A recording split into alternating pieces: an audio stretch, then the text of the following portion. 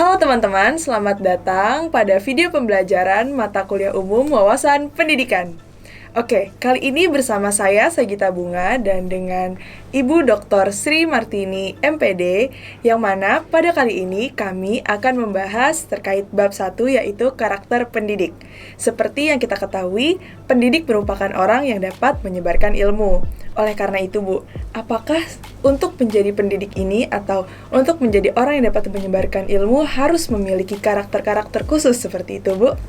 Ya, Mbak Sagita, seperti kita ketahui bahwa untuk menjadi seorang pendidik itu tidak semudah apa yang kita bayangkan. Tidak semua orang bisa menjadi pendidik yang baik, ya. Itu yang harus kita pahami terlebih dahulu tentunya, ya. Karena mendidik ini adalah suatu pekerjaan yang mulia.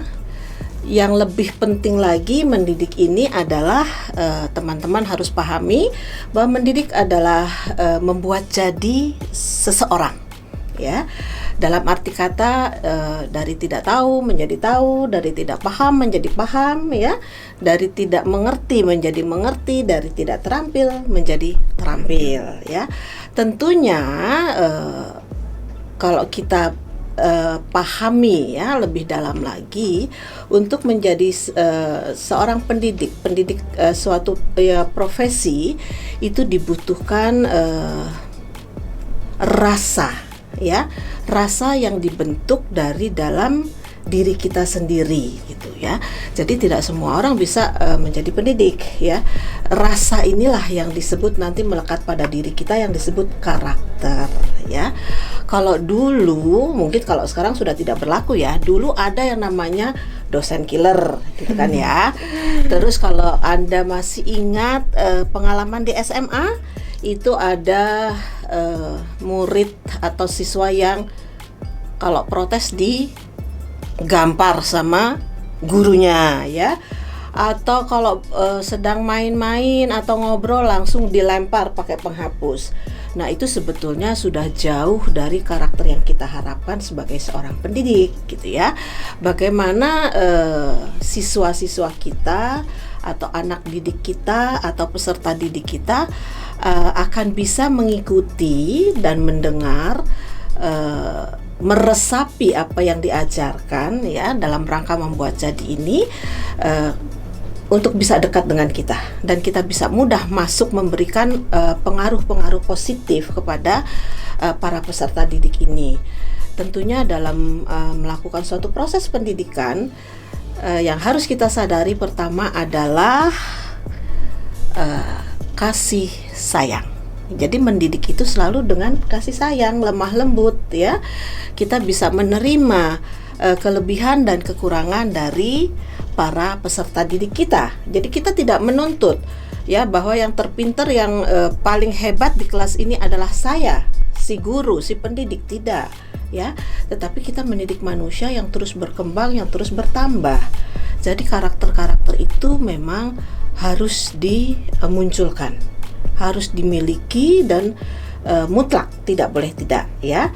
Selain itu, karakter bisa menerima, bisa memotivasi, bisa memberikan dorongan supaya anak tidak tidak hopeless, tidak kecewa, tidak terus kalau orang Sunda sedikit dimarahin katanya pundung gitu ya, ngambak.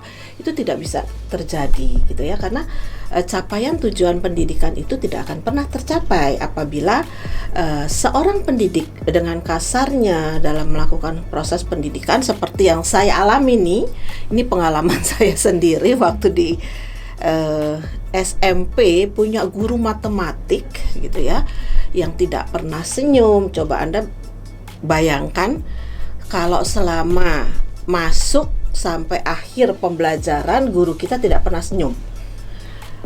Melihat wajahnya masuk kelas rasanya udah takut sekali gitu ya.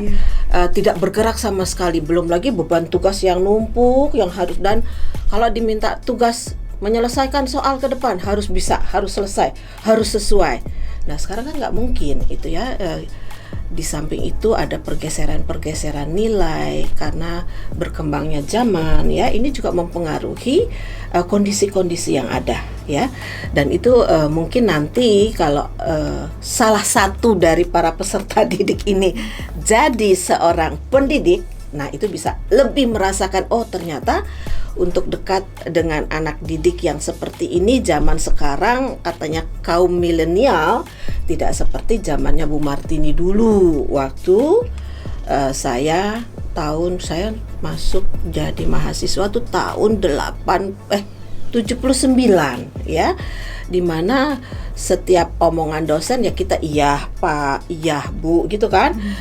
Kalau sekarang nggak bisa ya, dibuka ruang diskusi, dibuka tanya jawab ya, karena kita harus juga merasakan kita ini belajar dari para peserta didik. Jadi disitulah kita bisa melihat, oh ternyata seorang pendidik juga harus bisa menerima, bisa memberi dan bisa menerima dari anak didiknya, atau dengan kata lain kita sama-sama belajar ya gitu. Jadi proses komunikasinya dua arah begitu. Betul ya, kalau one way saja sekarang udah nggak mungkin. Iya. Ya gitu, itu kira-kira Mbak. Oke, Ya. berarti begitu teman-teman, bahwa ternyata untuk menjadi pendidik harus memiliki karakter-karakter khusus yang seperti disebutkan oleh Ibu Martini tadi. Baik, itu dia materi bab 1 terkait karakter pendidik. Sampai jumpa pada video pembelajaran berikutnya. Dadah!